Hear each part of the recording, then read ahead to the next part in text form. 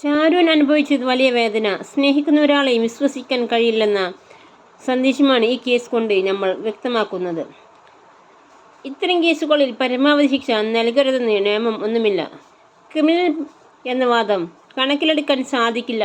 കേരള മനസാക്ഷിയെ ഞെട്ടിച്ച ഷാരൂൺ വധക്കേസിൽ ഒന്നാം പ്രതി ഗ്രീഷ്മയ്ക്ക് തൂക്കുകയർ വിധിച്ചുകൊണ്ടാണ് കോടതി പറഞ്ഞ വാക്കുകളാണിത്. ഈ കേസിൽ വിധിശിക്ഷ ലഭിച്ചതോടെ സംസ്ഥാനത്തെ വധശിക്ഷ ലഭിക്കുന്ന മൂന്നാമത്തെ സ്ത്രീ ഗ്രീഷ്മയാണ്. ഇതിനു മുമ്പ് കീഴ്വഴക്കം സൃഷ്ടിച്ച കൊല്ലത്തെ വിധുകുമാർ തമ്പി വധക്കേസിൽ 2006 മാർച്ചിലാണ് ആദ്യമായി ഒരു സ്ത്രീക്ക് വധശിക്ഷ ലഭിച്ചിരിക്കുന്നത്.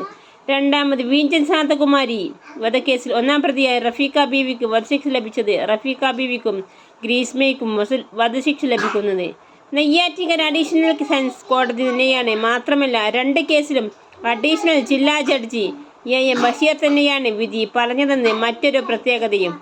2006 വിധുകുമാർ തമ്പി വധക്കേസിൽ പ്രതിയായ ബിനിതയ്ക്ക് വധശിക്ഷ ലഭിച്ചത്. അന്ന് വിനിതയ്ക്ക് 35 വയസ്സായിരുന്നു. കൊല്ലം ജില്ലാ സെഷൻസ് കോടതി വിധിച്ച വധശിക്ഷ പിന്നീട് മേൽക്കോടതി ജീവപര്യന്തമായി കുറച്ചു. ബിനിത ഇപ്പോൾ ആട്ടക്കുളങ്ങര ജയിലിലാണ്. തിരുവനന്തപുരം മിലിറ്ററി ക്യാമ്പിനടുത്ത് കട നടത്തിയിരുന്ന വിധുകുമാരൻ തമ്പിയുടെ വിനിതയും മിലിറ്ററി ക്യാമ്പിലെ നഴ്സായിരുന്ന കാമുകൻ രാജുവും ചേർന്ന് ആസൂത്രിതമായി കൊലപ്പെടുത്തിയതാണെന്ന് കേസ്.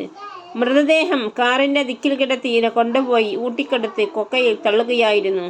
ഇന്ന് ഷാരൂൺ കേസിൽ വധശിക്ഷ ലഭിച്ചതോടെ 55 പേരാണ് വധശിക്ഷ കാത്തു കഴിയുന്നത്. പൂജപ്പുര സെൻട്രൽ ജയിലിൽ 25 പേർ. ഒടുവിൽ വധശിക്ഷ നടപ്പാക്കിയത് 33 വർഷം മുമ്പായിരുന്നു.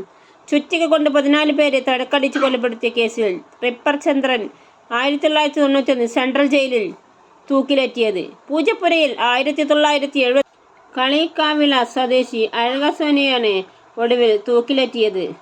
ദുർമന്ത്രവാദിനി നിരവധി പിഞ്ചുകുഞ്ഞുങ്ങളെ കൊലപ്പെടുത്തിയാണ് കേസ്.